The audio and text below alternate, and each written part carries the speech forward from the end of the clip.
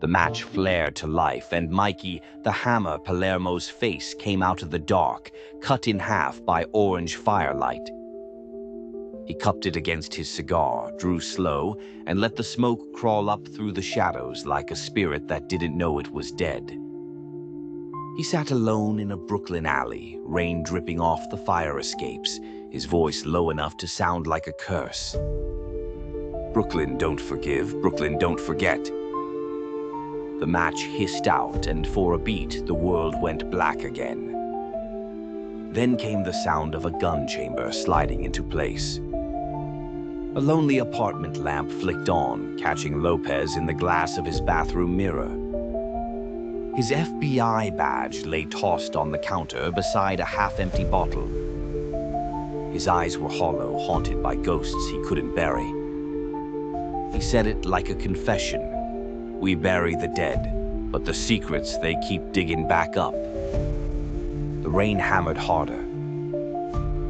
Across the river in Philly, Anthony Sessa stepped out of a bar with 2 soldiers at his back, his coat collar up against the cold. He smirked under the streetlight, dragged one last pull off his cigarette, and flicked it into the gutter. The glow died before it hit the water. Far uptown, Admiral Impeach sat in a penthouse suite with his new partner, the one they called the Frog. Between them, a steel briefcase snapped open, and blueprints spilled across polished wood, weapons, clean lines of power and death. Impeach's voice was soft, but it cut. Power ain't something you hold, it's something you sell. Church bells tolled, slow motion, candlelight, black veils.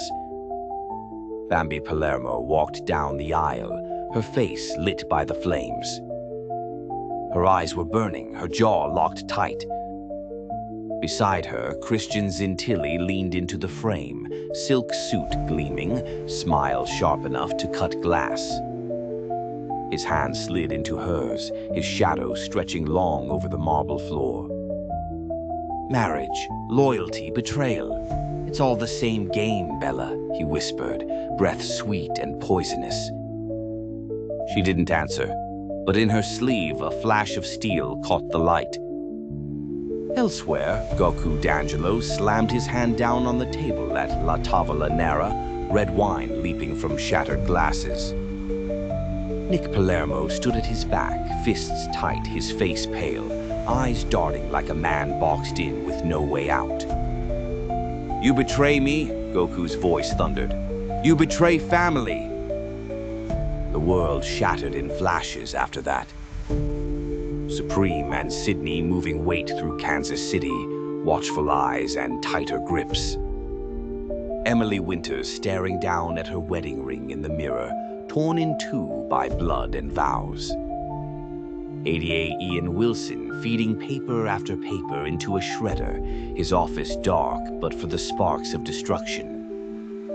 Agent Caden Winters, pale and shaking, swallowing down pills in a bathroom stall, gripping the sink until his knuckles turned bone white.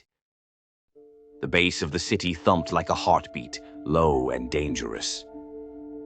In a Brooklyn bar soaked with blood, Lopez dragged Mikey, the hammer, out by the collar, the fight still ringing in the broken glass behind them. Sessa leaned against a car, grinning as he wiped a revolver clean with his sleeve. Admiral Impeach snapped his briefcase shut. Zintilli's hand clamped over Bambi's face, tilting her eyes to his. His words dripped like honey, but his gaze was iron. In the end, he said, everyone belongs to somebody. Bambi's breath came sharp. Her hand tightened on the hidden blade. And then the screen went black, sound dropping out like a body hitting water.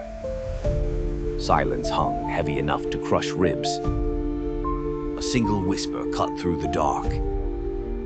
This ain't just blood. This is Brooklyn bloodlines. The words bled across the page in your head like red ink spilled on old paper, and you knew season 2 was already moving. Bambi's Twisted Tales. Meet the Robinsons, the Orphan's Clock. Louis, the forgotten child. Louis is a genius, sure, but don't let the goofy gadgets fool you. He's an orphan. Nobody wants him. Every interview with adoptive parents, just another rejection slip. That ain't childhood, it's purgatory in a foster home, sitting in the dark, waiting for a family that never comes. He builds machines not for fun, but to fill the silence. That's the real horror. His life is a lab because he's got no one to hug him. The bowler hat, the demon of time. Enter Doris, the bowler hat. On the surface, a clever gadget gone rogue.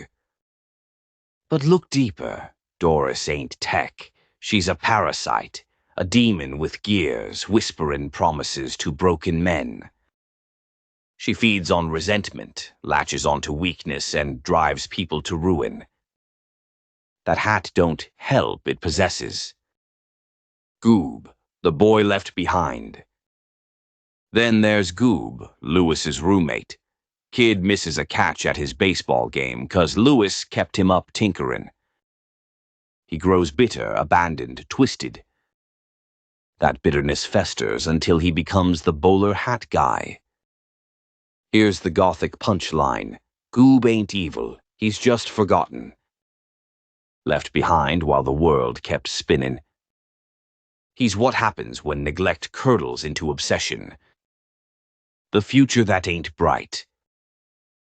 The Robinsons, this wacky, loud family Louis meets in the future. Nah, they ain't a blessing. They're a cult. Everyone's smiling, laughing, acting manic, but look close. Those smiles are cracks. They're desperate, clinging to inventions 'cause without them, they're nobodies. The house itself is a madhouse, gears grinding, tubes spitting people around, chaos wearing a grin. It ain't a family.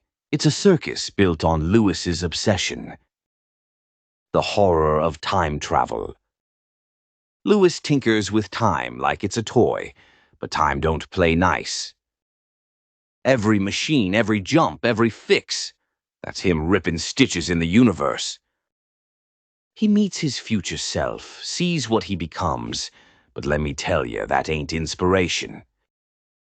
That's fate grinning at you, reminding you that no matter how you twist the gears, you end up the same.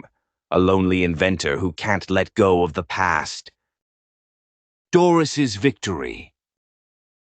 For a minute, Doris wins. She spreads like a plague, hats on every head, humanity enslaved. That wasn't a fluke. That was inevitability. Louis didn't stop her. He just got lucky. You can't kill obsession, you can only delay it.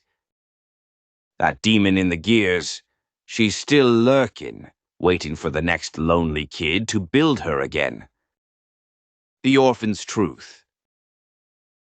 In the end, Louis goes back, decides to keep moving forward. Cute, right? But the truth? That's just denial with lipstick. He's still alone, still inventing, still trying to fill the void his mother left the day she dropped him on the orphanage steps. The future don't fix the past, it just hides it in brighter lights. Moral of the story. Don't mistake progress for healing. You can build machines, you can bend time, you can meet your future self, but you can't invent your way out of abandonment. Some wounds don't close, they just tick like a clock till the gears grind down. This has been Bambi's Twisted Tales. And remember, this ain't just a channel, it's the Pizzaverse. We don't cheer for neon futures. We crack the clock open and show ya the rust inside. Smash that, like, hit subscribe, and ring the bell before Doris finds a spot on your head. Thanks for tuning in.